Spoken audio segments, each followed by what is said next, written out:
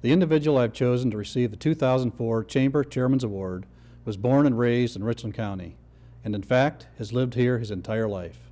This dedicated man has been married to the love of his life for 52 years, and next month will celebrate his 51st anniversary in business. Let's hear what his friends, family, and colleagues have to say about our 2004 winner. You know, when you first meet somebody who's in this business, the first thing you want to say is you run a junkyard. And the comment is, oh, no, wait a minute. This is a scrapyard.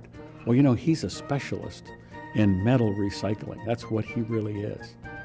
Well, Grant told me one time that his dad said you won't make any money in the junk business. I think that Grant's dad would be pretty proud of him right now when you take a look at not just what he's done about the basic business, but how he's advanced the science of waste management. I've probably been in 100 scrapyards in the United States, pretty much all of them east of the Mississippi, and I would say without any doubt the nicest yard, the best housekeeping, the best layout, best organization is Grant's Yard. Grant is a visionary, and if you look at all the businesses that he's been involved with, they all include or all have to deal with handling society's discards. Even though something has to happen with those are all controversial businesses. And it starts with a vision, and that's what drives Grant, is the challenge to see that vision through. I've said to him many times, I really think he should be an engineer in addition to his business, because he's very good at planning, and that rail construction he has out there at the business is really phenomenal. One of the things that I particularly like about him is you're not out there on your own. He's right beside you all the way. If we do well, then we do well as a group. If we do something wrong, then we say, okay, what did we do wrong, and let's fix it. Every Saturday in particular, when we get busy in the recycling industry in the building there or around the yard, he'll be out directing traffic. He'll be out emptying aluminum cans into the way hopper and so forth, and he jumps in like everybody else. I think because he started with a small auto wrecking business and tried to make that as successful as possible, then he saw other possibilities. Kind of expanded into the scrap metal business, which was a growing business, the garbage business, the landfill business. All these things are extensions of each other, plus building. He's involved in building a number of buildings. Following his life and how humble he was, but yet so able to get so much done in such a short time.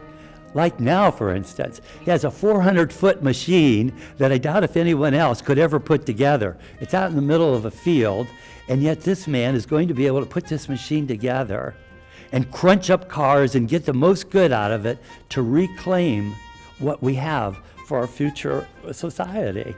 Where's Grant on Thursdays and Sundays? If you go down to the business, you won't find him. If you're looking for him, he's usually up at Lake Erie. He loves to perch fish.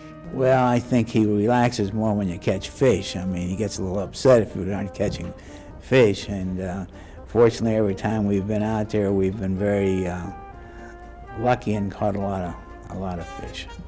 He's very generous with his time going fishing, took me fishing, bought a license, bought breakfast, bought dinner, cleaned the fish, just about everything. And he's that way about everything. He's a very warm, generous person, fun to be with, talks a lot, has great stories, but he's a good listener too.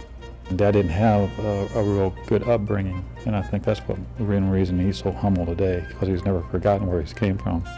As busy as he is, he's willing to take time out to do good things for other people. My conversations with him were always so upbeat, so warm, so friendly. And if we had a business problem, no hollering, screaming, it's, what do we do to solve the problem?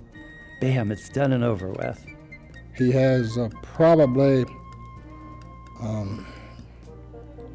the finest integrity, personal integrity that I've ever encountered. He's honest. He's very compassionate. He's very charitable. And that has not changed in 40 years.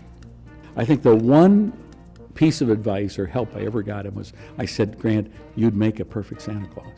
And I told him some of the little things that I had. And you know, I hear from Friendly House that, as you might expect, he is really quite good as Santa Claus. He came into my office one day and he said, well, he said, I'm going to put in a landfill. And you know, I mean, you're flabbergasted because you think, it's such an enormous undertaking. I don't think anybody can understand what that's all about.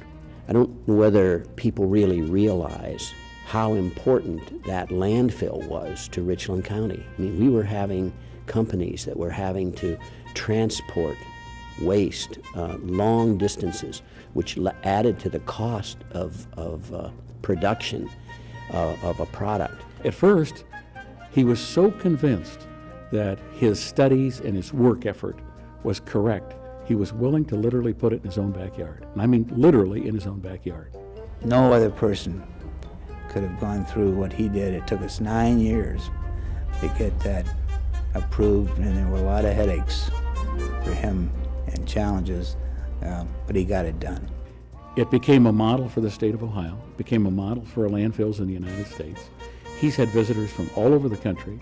He's had visitors from even foreign countries to look at the techniques that he used, many of which he developed in order to make a landfill more safer for us here in Richland County. Discouragement for Grant, maybe 10 minutes. He's the type of person that is always an encourager. He's told me that there's no such word. Christians don't believe in luck. It's called blessings. And he's very firm in that. I think one of the key things for Grant's success is that he's very straightforward and doesn't mince a lot of words. He says what's on his mind. He's a logical thinker. If he seeks your opinion, he'll listen to you. He is the most honest, ethical, in the definition of integrity.